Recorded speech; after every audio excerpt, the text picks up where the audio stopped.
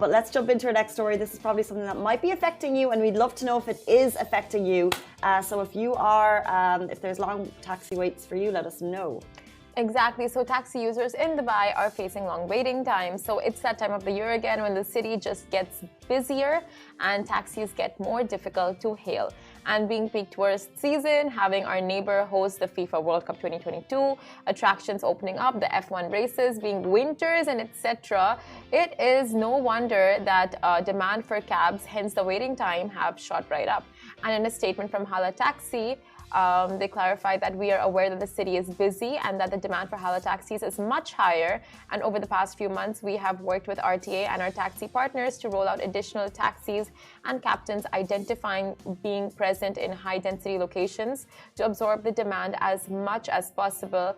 And also launched Hala Home, our captain support center, to ensure that solutions to technical issues faced by our captains are expedited. So the statement continued to clarify that the ETA, so estimated time of arrivals for Hala taxis, has adapted to be accelerated to the accelerated growth we are seeing in the city.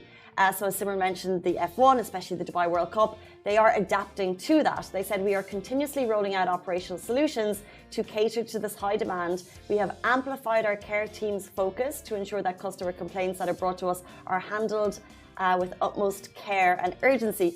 And we did talk about coming into the F1, the master plan for traffic was in place. Because, for example, all of these new, like Dubai Harbour, the new fan zone, that means the RTA has to adapt to that and like get their guys in place, get their cars in place. And they've done that. They've added 700 taxis to the fleet. So potentially over the weekend, long wait periods for some, they are adapting and moving with it. Exactly. So, like you mentioned, like it's been thought of. Like they have a plan in place, but I think just like implementing it and getting it rolled out is maybe just they need the time to adapt and for things to fall into place. So maybe this weekend was really, really difficult for some residents out there, trying to hail a taxi. But maybe it's just going to get easier as time goes and as the days go. For some residents, although I have to say, I was at the Gulf and Dubai Harbour. Mm-hmm. Now, I did leave before the crush. So I left before the match ended, obviously, because I didn't watch the whole thing. Mm-hmm. And I left before the Gulf ended. So I left maybe 40 minutes before the final end. So people were leaving, but it wasn't peak leaving time. And I picked up a taxi in both scenarios in 5 minutes.